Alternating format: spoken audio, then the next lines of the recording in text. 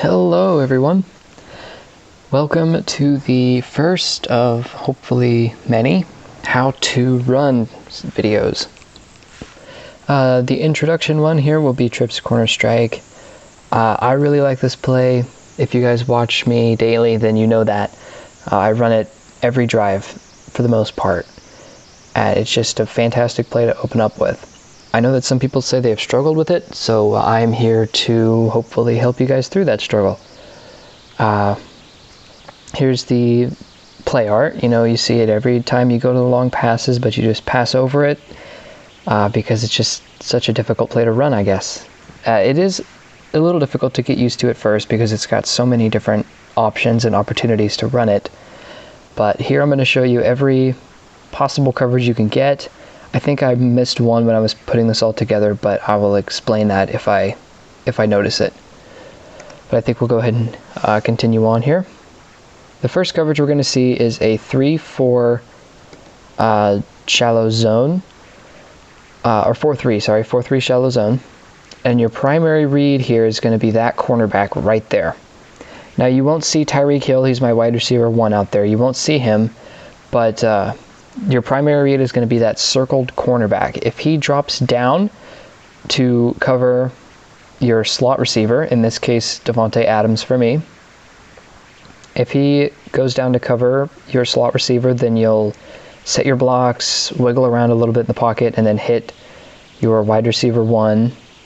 As you can see here, you'll roll out of the pocket a little bit, and then you'll hit wide receiver 1, and then you'll gator walk a little bit, and you will run on in for the touchdown.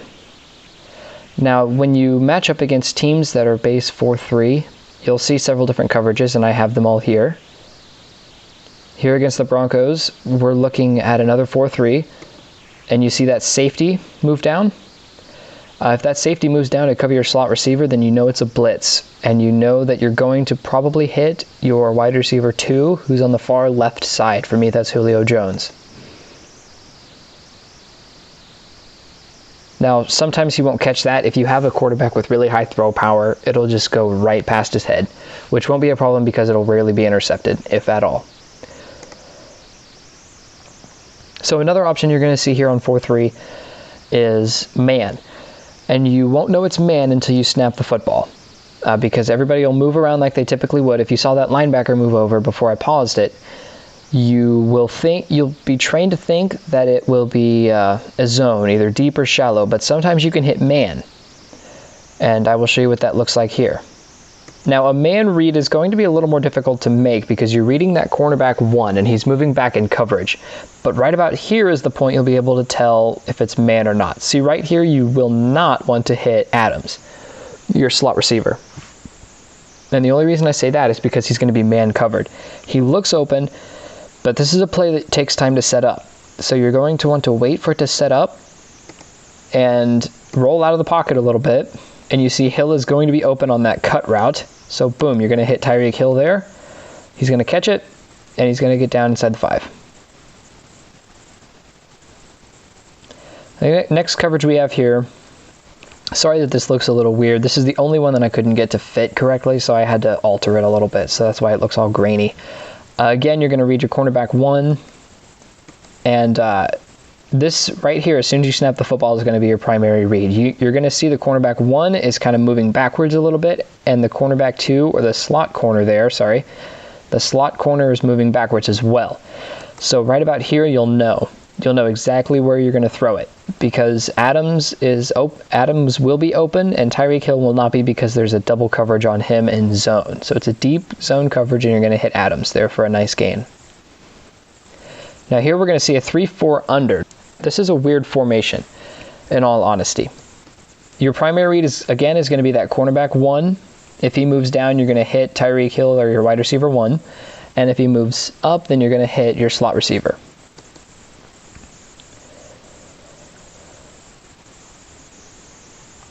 This is a very awkward play for me to explain, but I am so comfortable running this play that I'm comfortable not throwing it to Adams there. You saw that he was going to be the primary read. But if you watch the cornerback that's about 10 yards off of Adams, you're going to see that he's starting to move down. And I saw that, and so I thought, I'll do a semi-lob to Tyreek Hill, and we'll get a big gain out of it. Now, I would not recommend you do that unless you're super comfortable with this play like I am.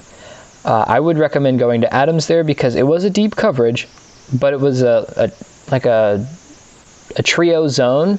So that means you have 2 back and 3 in the secondary, in the second level in zone. So that's what that cornerback is doing right there. He is sitting in the mid zone in the second level. And so I decided I'm going to hit Tyreek Hill, but I would not do that if you're not comfortable with this play. I would have just hit Adams. So I hit Hill, and I get some gator walking in there, and I score the touchdown.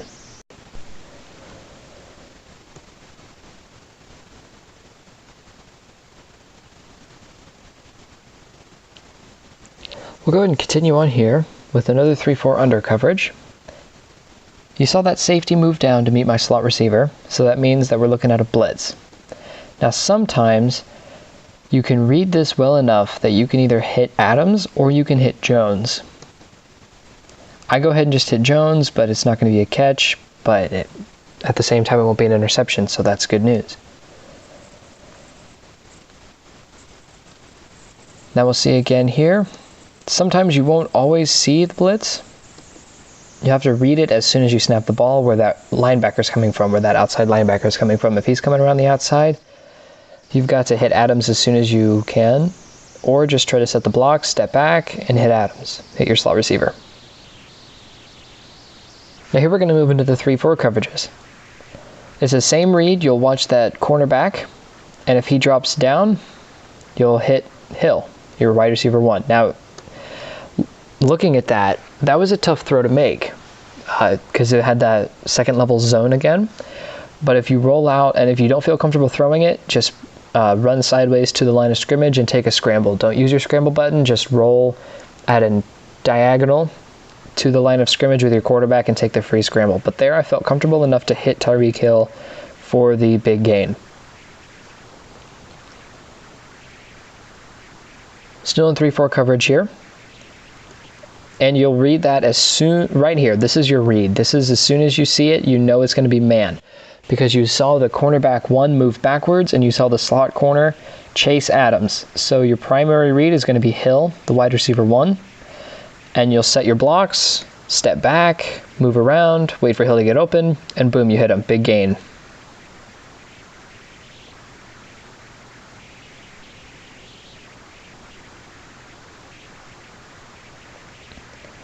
Sticking here with the 3-4 coverage. This time it's a deep zone, so your primary read is going to be Adams all the way, your slot receiver.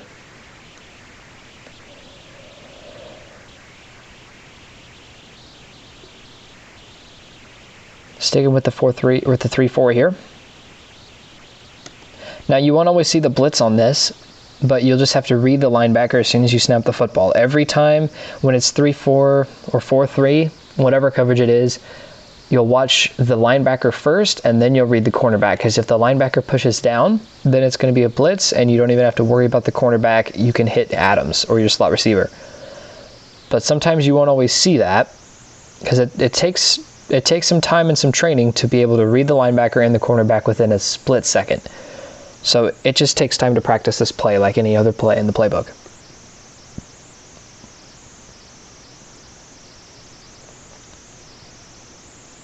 Now here we're going to cycle into dime.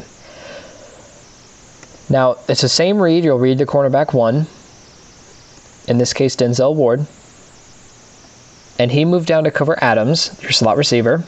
So you back up, set your blocks, hit Tyreek Hill, your wide receiver 1, for a big gain. Same, sticking with dime here, but this time you'll see that they're going to double cover both of your outside wide receivers. So this is a double wide man coverage. So your primary read should stay with your wide receiver 1, but in some instances, I didn't do this, but right here, you'll read that Adams is looking like he's going to be open, but he won't be. If you throw the football to him against a high defense, that'll be a pick 6 because the cornerback will read that and run right in front of the route. But here, if you don't feel comfortable setting the blocks and standing back there and waiting for Hill to get open, Then you can use your scramble button and scramble right up the middle.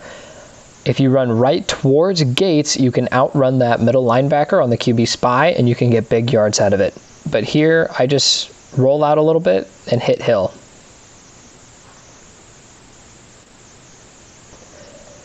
And now we're going to roll into the nickel, which is counter formation, but you'll see a counter when it hits you. And this is not countered. I'll explain later why this isn't countered. But here, same reads, you're reading the cornerback 1, and you'll see this is man coverage here, but it's a slow developing man coverage, and you'll still read that cornerback, but he moved backwards, so your primary read was Adams, but since that slot corner came down and covered him, now your read switches back to either throwing the football away or Hill. Now this is a risky throw because that safety is right there. And I don't like to typically throw it there, but I read it a little too late. But luckily, I was able to get a catch and a super win for the touchdown. But typically, on that situation, I would prefer you throw it away. Or scramble if you feel comfortable scrambling it as well. Live to play another down.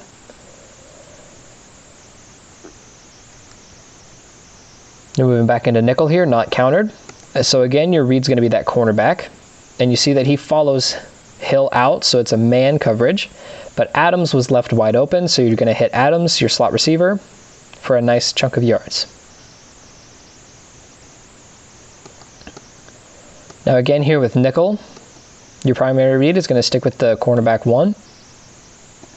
You saw he got tangled up there in that coverage. He was going to follow Hill, but then he moved back over to Adams. So he's covering Adams, and then the slot corner is moving back to take Hill. And that typically creates a mismatch because people put their slow cornerbacks or slow safeties typically in the slot and the nickel or dime coverages. So that creates a little bit of a mismatch there. Now here, I just set the blocks, waited for my wide receiver 1 Hill to get open, and there it was, touchdown. Now the last 2 coverages I have here are for the counters. Now you'll know it's countered because you'll see the linebacker and the cornerback slide over together at the same time. Now you won't know until you snap it if it's lower medium counter. But if it's low counter, lower medium, then you can just hit Adams as soon as you can throw it. As soon as the game lets you throw it, just hold the button down where his button would typically be, and it'll let you throw it to him as soon as the game can, and then you can pick up some nice yards. But if it's a critical counter, then you stand almost no chance, and you're just sacked. And that is Trips Corner Strike against every coverage that you could possibly see.